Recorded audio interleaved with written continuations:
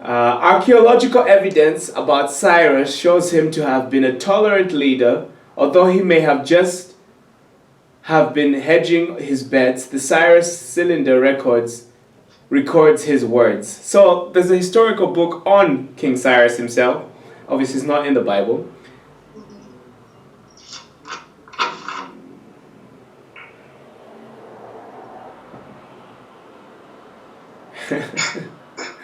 Yeah, he in one statement, King Cyrus says, "May all the gods whom I have placed within their sanctuaries address a daily prayer in my favor."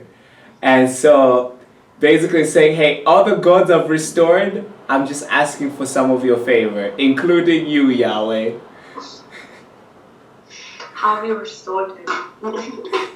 So, although he personally worshipped the Babylonian god Marduk, he was clearly not above asking for a few favors from other gods. So here, if you tell King Cyrus, all the other gods, he's like, really? Can you tell me all of them, just in case? So that was him. So let's hear. So number 1, chapter 1, verse 1 to 15 is putting God first. Chapter 1, verse 1 to 15 is putting God first. Haggai calls the Jews to re-examine their priorities, obviously. Like, where are your priorities? This can be really applied to modern day times especially as well. Just kind of like, hey, what are you doing for the kingdom? It's not like the literal temple, but it's like the spiritual kingdom. But you're so busy and caught up with life here. Times are hard. Food is in short supply. The weather is cold. They don't have time to spend on the temple. But Haggai responds that it is because they have not completed the temple that these things are happening. The temple is a sign of their allegiance. Every city, every culture in that time proclaims its gods through its buildings. And so like your building in your culture, that's what, like the biggest, the highest, the tallest one, that was like, as soon as you walk into that land, you know that this belongs to whatever God. Now, isn't it interesting that the grandest buildings used to be churches and cathedrals, nowadays they are banks, shopping centers, we worship money. In Haggai's time, the buildings that were the best were the individual homes and houses. The temple lay abandoned. Who do you worship? Asked Haggai. The person who rescued you or your own comfort?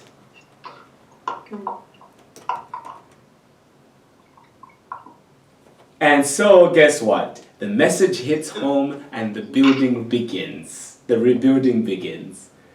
Because everyone's like, oh,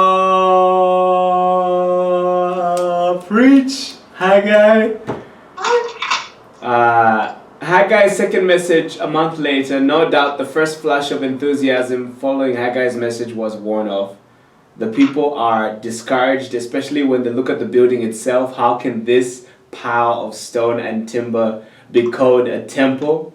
How can this shabby structure compare with the temple of Solomon's time? But Haggai's message this time is one of encouragement. He urges them to dream dreams. I have a dream, Haggai said, to see a temple. About this place, to imagine what it could be. So he tells them, dream, like imagine what this could be. I know it's not Solomon because we don't have Solomon money, but imagine what it still can be. He promises them that God will intervene and help them. So his next message is encouragement. And then finally, promises of blessing, chapter 2.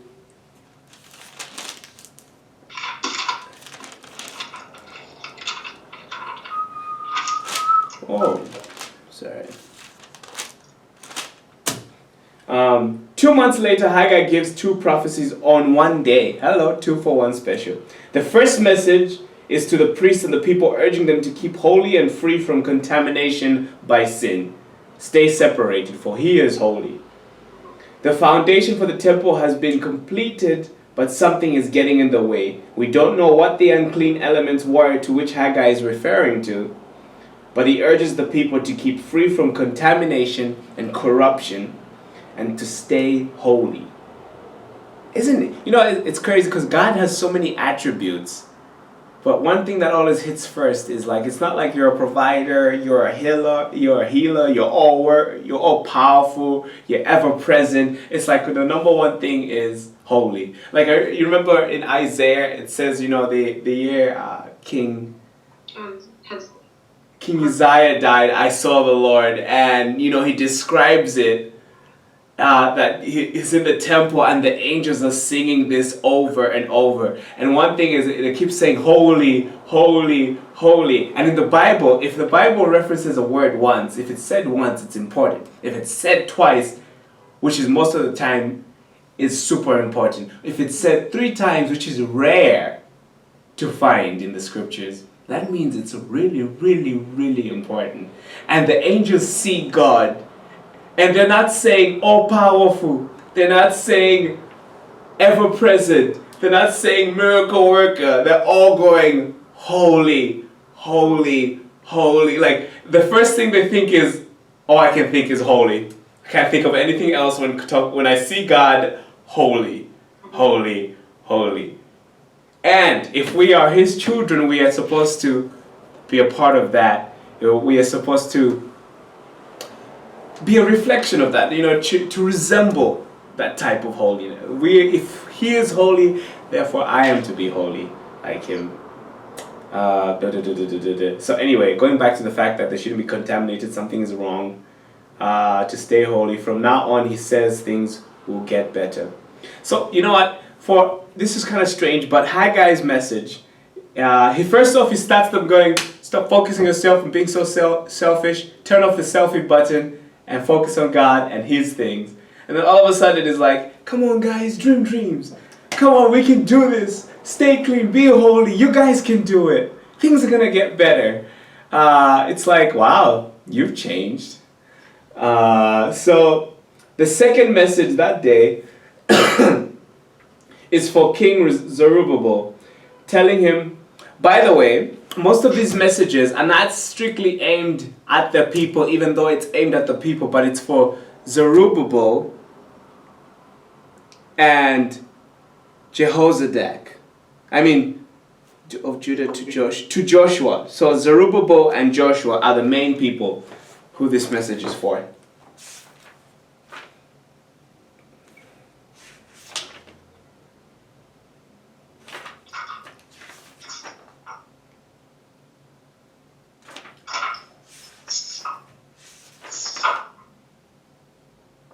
And all in all the messages that are preached are 5 messages.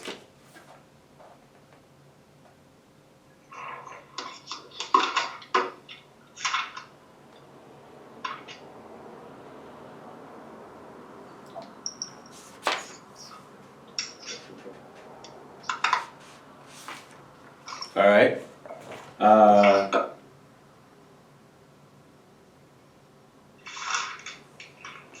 The second message that day is for King Zerubbabel, telling him of his special status and how the Lord will bless him. The Hebrews chapter 2 verse 23 says that Zerubbabel is to be the Lord's signet ring. A signet ring was engraved with the king's seal and was used to stamp official documents. Really great story about Judah when it comes to a signet ring is because he ended up sleeping with a prostitute, also known as Tamar. And Tamar was like, give me your signet ring and give me your staff if you can't pay the money. And then obviously, really great drama story. Because what happens is, Tamar gets pregnant, Judah doesn't know, like, wait a second, you've been playing the harlot. So he tells the whole community, exactly, and he's like, listen, this is my supposedly daughter-in-law, and she's supposed to wait to get married, and she's been sleeping around. Wait a second, Judah, haven't you been sleeping around too? And so eventually the whole community comes around, and they're ready to stone Tamar for playing the harlot. And so before she gets stoned, she calls Judah and she says, "Hey, by the way, I just want to let you know that the staff and the signet ring of who this belongs to is the father of my baby." And Judah's like, "Oh snap, that's me!" And then he has to go apologize. La la la la la. He's like, "I'm sorry, guys. La la la, my mistake." Anyway, which I honestly he got away very fairly because he was about to just. The crowd came to beat her, to stone her, to tie her on a horse, to drag around the city, then finally burn her. And all he has to say is sorry when he figures out he's the daddy. Pretty crazy story about the signet ring. Anyway, going back to here. But you know, like Tamar's Ruth is like known as kind of like the matriarch where Jesus comes from. But like Tamar's even like more up there. I know, right? Oh. Like Tamar was, and oh no, who was the one who hid the spies? Hang on. Hagar. No. Not Hagar. No, I know this.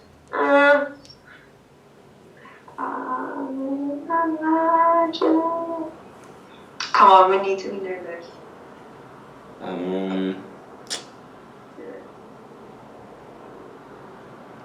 Goodness sake. Goodness.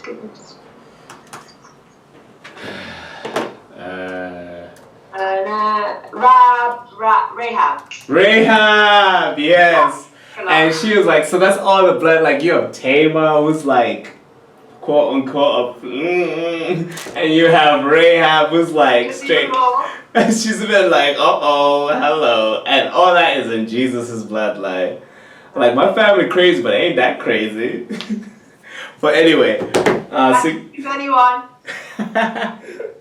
I love how the Lord, like, I just want to, it's like, I'm the Messiah, but chill, I use the worst and the craziest to come here. God told Zerubbabel's grandfather, Jehoiachin, not to be confused with Jehoiakim with a K, this is with a C, Jehoiachin, that he was like a signet ring that had been pulled from the Lord's finger and thrown away. Now his grandson is back, the ring has been put back on the Lord's finger.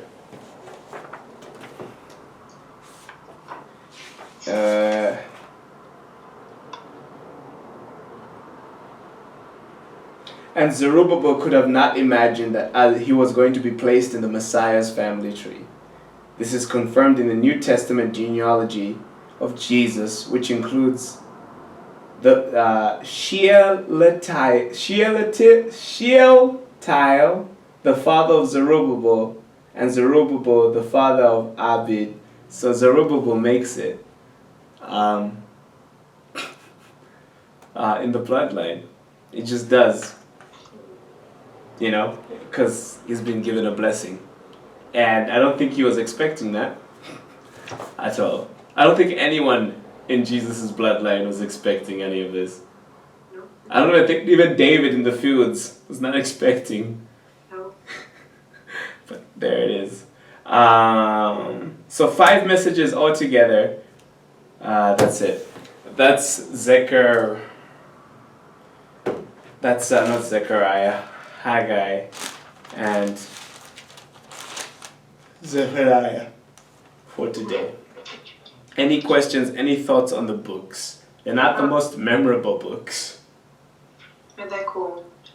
I just had this idea how, like, one day I'm going to find time to, like, put all of these prophets in order of, like, their time, and it will make me understand the chronological things that happened. Yeah. Because it's cool how some of them are, like, contemporaries. Yeah. Because it's not like something happened. Sometimes it's like, oh, Jeremiah and Zephaniah and Zephaniah are both alive right now talking, you know what I mean? And so it's like, it's not like one is dead, it's not like 100 years later. But then Haggai is like a bit later. Yeah, definitely.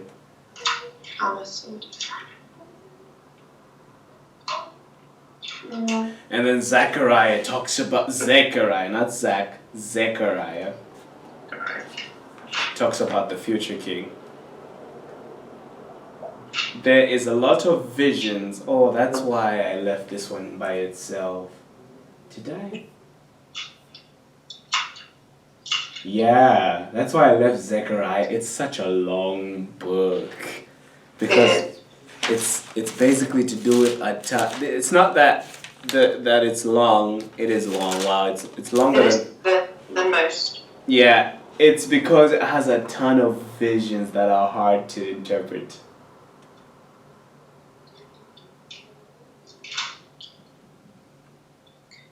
We could do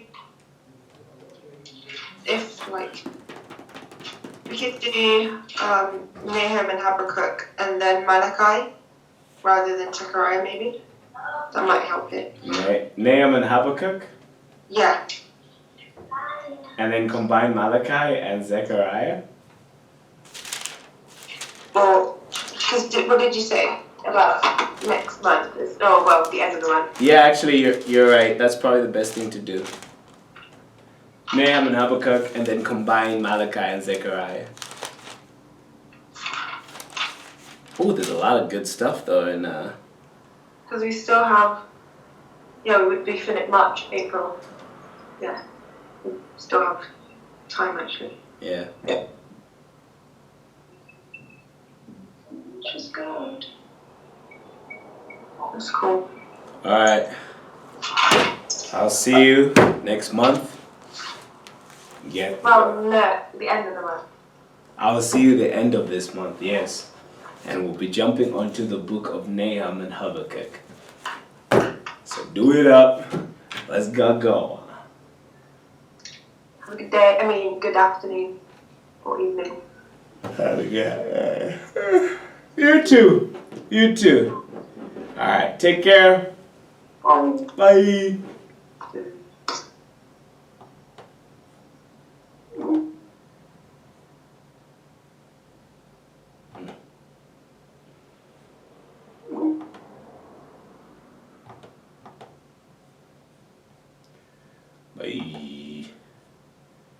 Bungee jumping. Update and shut down. Update and shut down.